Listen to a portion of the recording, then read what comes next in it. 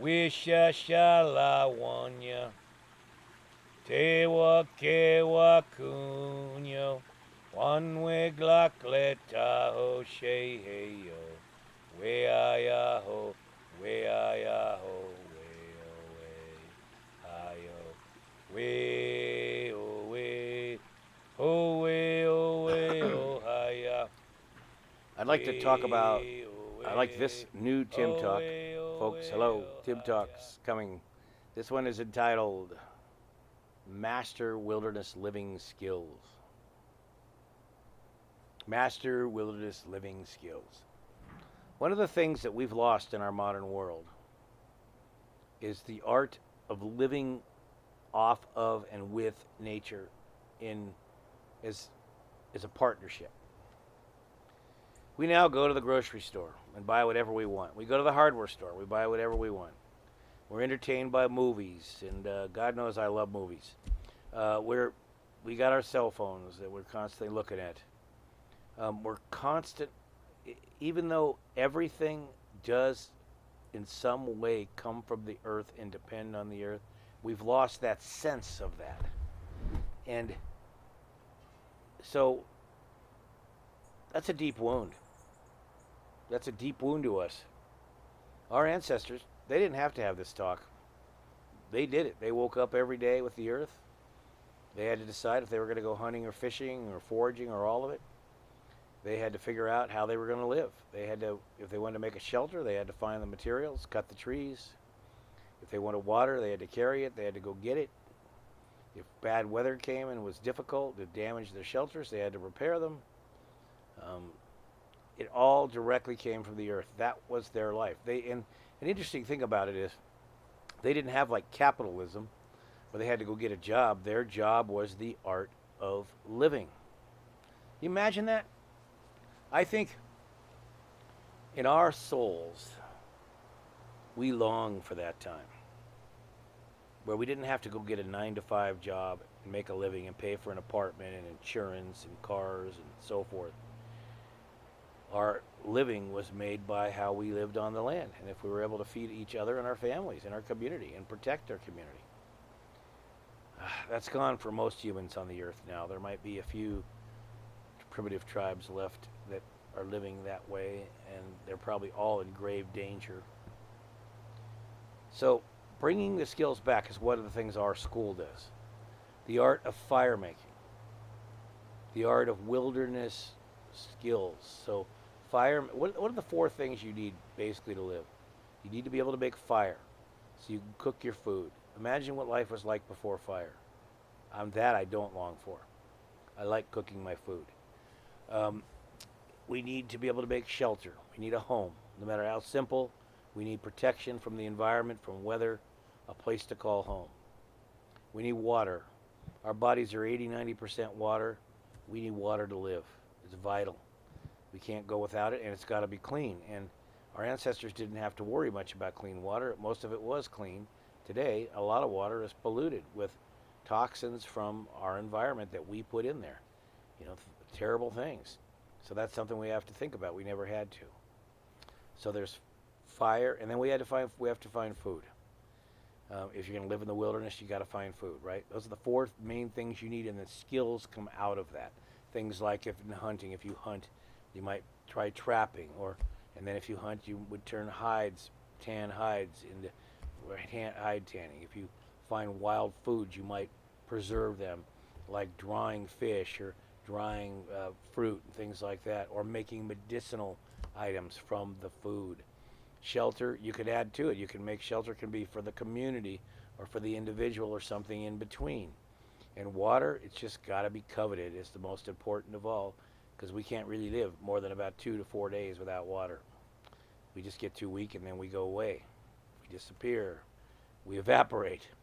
So the art of those skills, bring them back.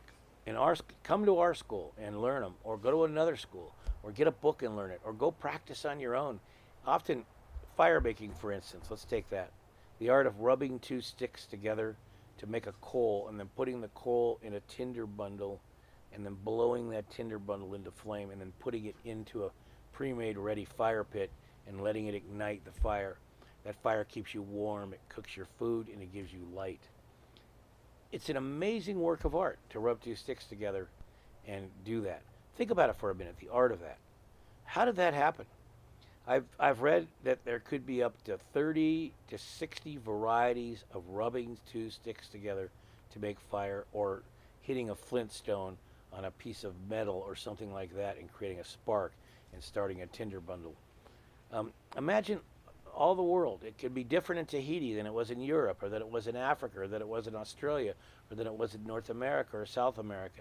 Each culture had their own unique kind of take on how to do it. But yet it all had to do with items from nature, rubbing them together, creating fiction, creating a coal, blowing it into flame in a tinder bundle. How did that ever happen?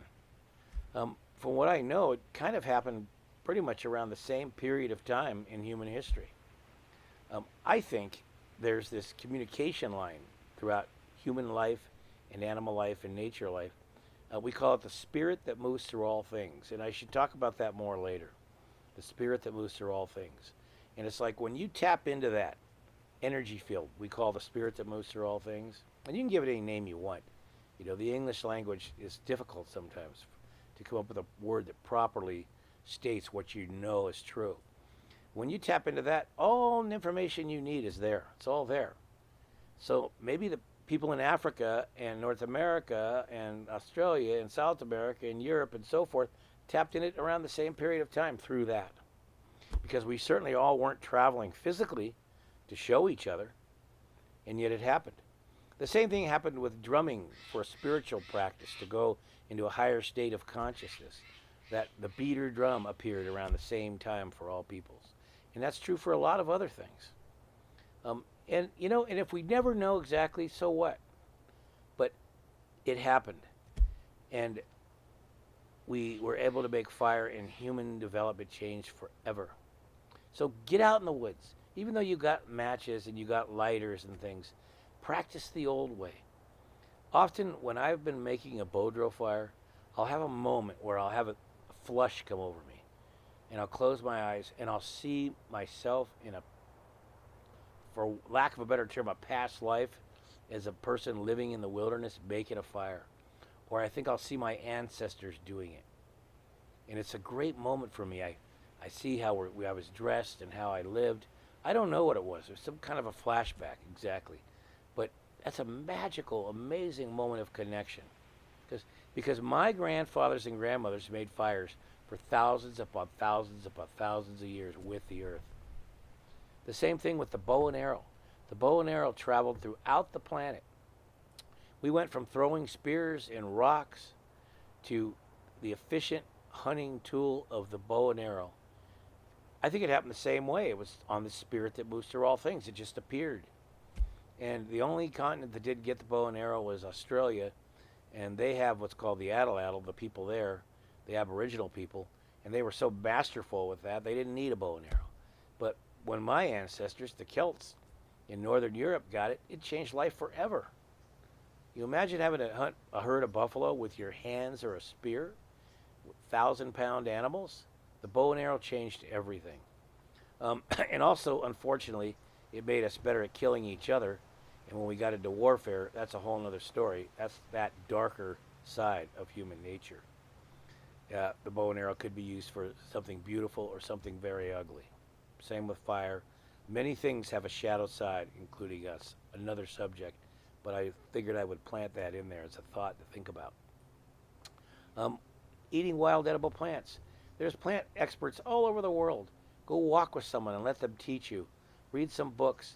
Don't eat something that you're not sure of. There are some poisonous plants, and there's many that can make you feel ill. But there are countless plants that are not only edible, good to eat, and medicinal. Some plants need to be cooked before they're edible. Some can be eaten raw. But think about all the things that we grow. There's so much in the way of edible plants, and a lot of them come from trees. Like one kind that really, I live in California, the acorns from the giant oak trees throughout California fed many of the Native American people here. It was their main food. We put fat on them, weight on them, but they had to be boiled down and the water changed and cooked over and over to be edible. Just to pick one from a tree and chew it is not a tasty treat. So how'd we learn that? How'd we figure that out? Curiosity, experimentation, maybe the spirit that moves through all things. Maybe that knowledge was waiting to be plucked. I don't know. But we were open to it and we did it, and it allowed the people to live forever. Now, no one eats acorns. Go out and do it. Try it. Build a shelter. I can think of no better way to get close to nature than building a beautiful shelter out of wood and bark and plant and trees and crawling into that shelter and sleeping in it and it's like letting the earth hold you, caress you, love you, and you feel protected. It's a home. And make that shelter beautiful. Make it absolutely stunningly gorgeous. And that will be a life changer forever. And especially if you go through a big storm or a snowstorm and the shelter holds you well, it'll be great. And if you get wet and soaked, hopefully you'll live. Make a better shelter next time. Pay attention when you build your shelter to detail. Make it beautiful. Make it a home. It'll change you forever.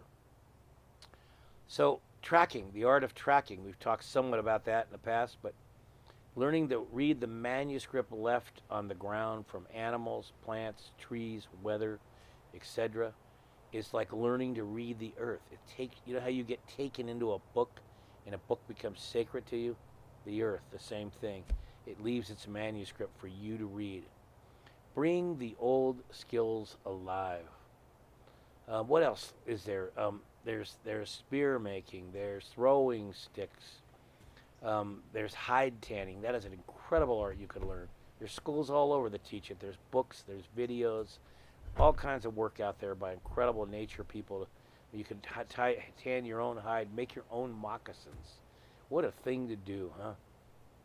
Learn to use the earth skills. Even if you don't need them in your life, most of your life. Do it for fun. A way to connect back with the earth. And you will find it will work, okay? I'll just sum up by where I started. Build a fire.